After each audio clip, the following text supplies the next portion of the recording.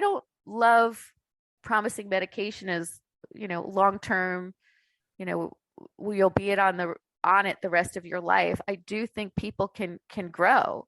And I think that's sure. I like you to talk about non-medication ways. That's the question I'm asking you. Yes. Are Okay. there So non-medication ways? Yes. Yes.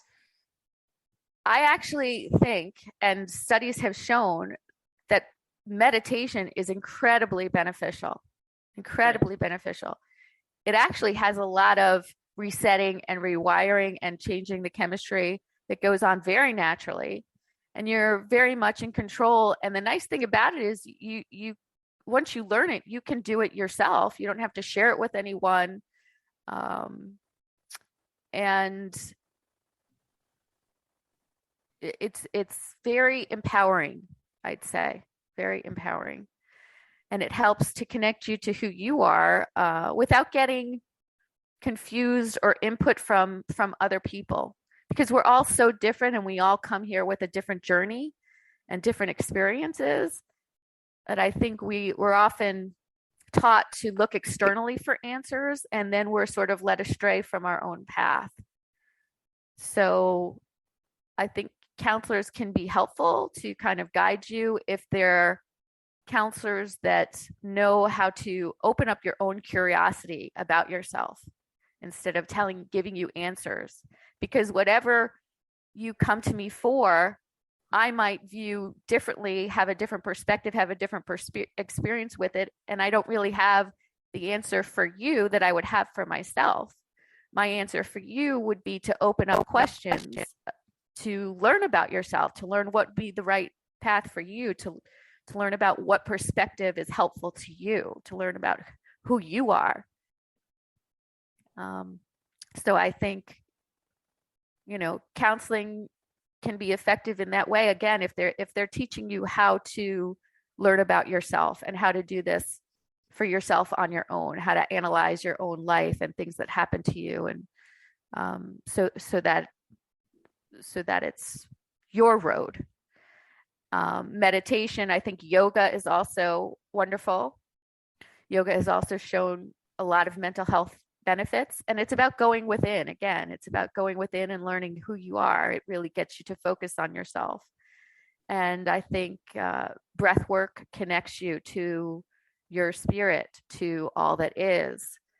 I think nature is a huge advantage, to go out into nature and to see all of the wonder and reconnect and know that you're part of it, and appreciate that you are a beautiful example of nature, just as seeing a butterfly and seeing the amazing variety of flowers or whatever nature you love that speaks to your soul, I think reminds you of your connection to all that is.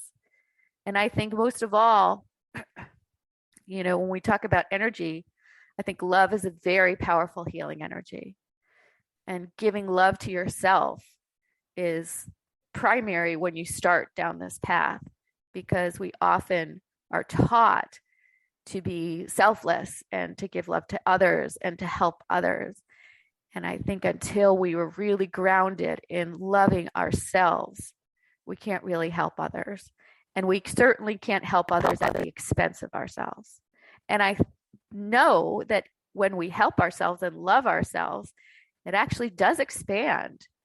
That energy expands to our environment around us. And just energetically, it helps others. Right. Now, talking about loving ourselves, can you share some tips, right, to help my audience on how they can love themselves? Yes. So I'm going to start out with some meditation. Yes. Number one, I think, is to sit quietly by yourself and say to yourself, I love you, and give your name. My name is Stacie. I love you, Stacie. I love you, Stacie. Yeah, there you go. Yes, exactly. And you may even find it actually brings up tears, and then it's hard to do when you're alone sometimes.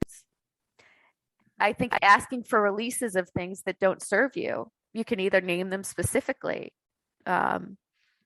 I am hereby release, or I ask to release myself of jealousy, of hatred, of anger, of whatever, or whatever's not serving me. I ask to release whatever's not serving me, whatever isn't love, and I ask to be filled with love. These are all ways to love yourself. So that would be number 2 is releases. Number 3, setting boundaries with people. You have to take care of yourself. If it does not feel loving towards you, it's a boundary you need to set. So you can help other people when it's also loving to you, when you can do it, and when it's not taking too much from you, and when it's a lot of times helping people brings you joy and brings you back love. If there's no mutuality or reciprocity, if it's a road you keep going down and you're feeling empty, it may mean you need to set a boundary. And setting a boundary doesn't mean telling the other person, don't do this to me. It means making sure they don't do it to you. It means not allowing it. You set the boundary. You don't say the boundary and expect them to follow it. You make sure that they follow it, that they can't cross it. And that's another important part about setting the boundary. So those are 3, I think, very good starters. Right. Thank you so much, Dr. Stacie Lauro. Now, can we also consider therapy? Now, talking about therapy, like to know more about the keys to effective therapy in this regard.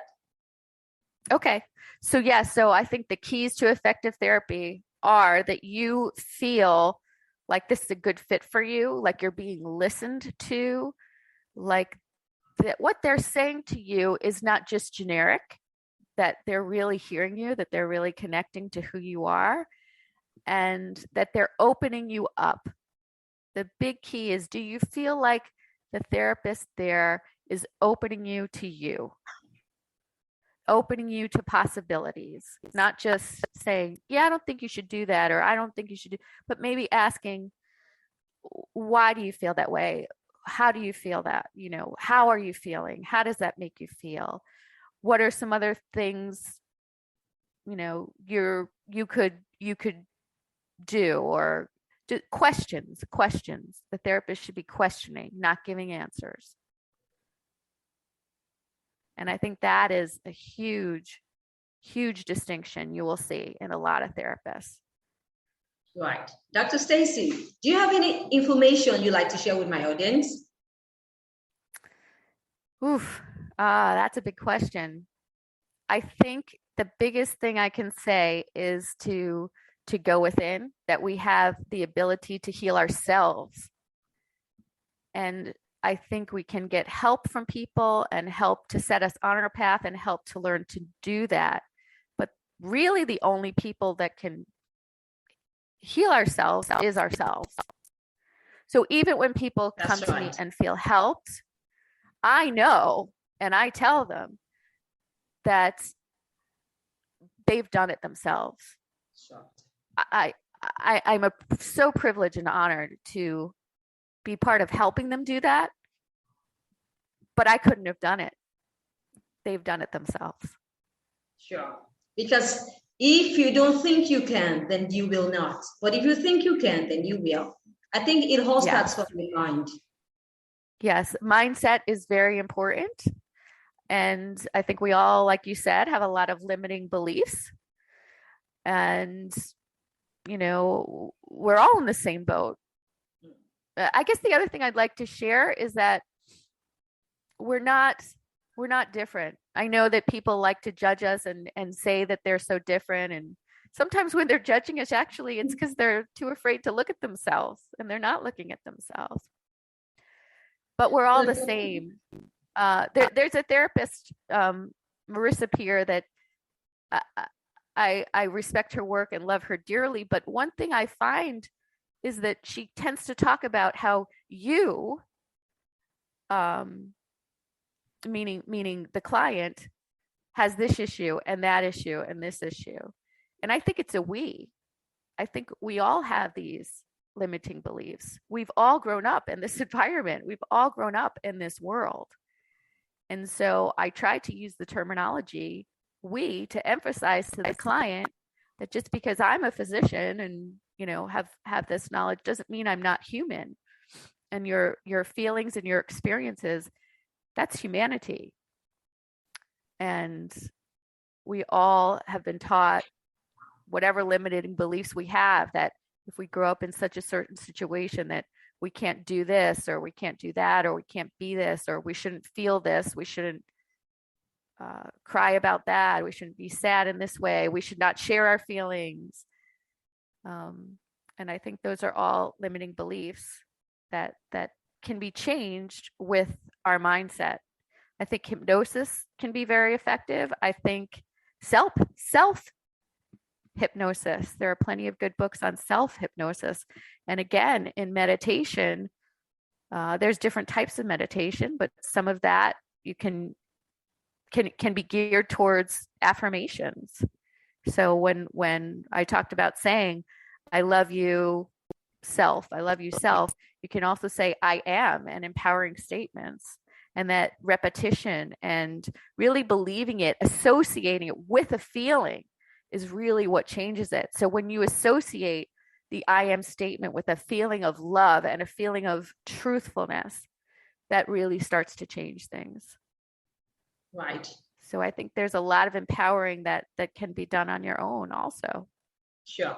We got a lot of work to do. Thank you for this useful, valid information, Dr. Oh, you're so welcome. Stacie Thank Lauro. you for any project allowing... you have in the pipeline? Sorry, it didn't come. Do you have any projects in the pipeline?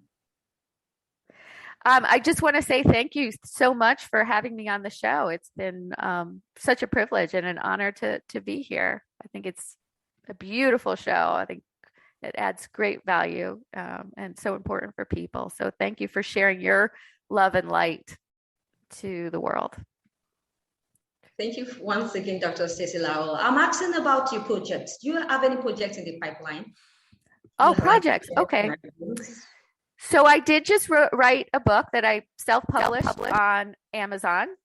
And I want to encourage anyone to find my website. It's Oracle, ORACLE-MD.com. If they would like a free copy, please sign up for the blog and email me. I'm happy to share the book for free. I think in terms of the energy principle, that we are all energy and we are all connected, and that when one of us does better, we all do better. I want everyone to heal. So I don't think that there should be a price on that. I'm sure we will. So, sure. Yes. It's really been an honor having you on the show, Dr. Stacie Lauro. Thank you. Do you have any social? I know that you have social media connections you like to share, and also your website. Yes. So the website is oracle-md.com. And I think the social media is attached to that. So there's a Instagram and Facebook and Twitter account that you can navigate to through there. I'd love to hear from people. I'd love to hear feedback. If anyone has questions, I am very open to it. Thank you so much. All right. It's been a great time having Dr. Stacie Lauro share our expertise on today's topic of discussion. Now, if you'd like to know more about Dr. Stacie, you can visit our website, as she has rightly said. Now, if you'd like to catch up with any missed episodes of Life Well Lived by Omobola Stephen, you can do so online. Just go online and search for Life Well Lived by Omobola Stephen on any podcast distribution platforms, perhaps on any cross-promotion platforms you bump into. I do have a great time listening to the show. I need you to stay safe with all my love. Bye for now.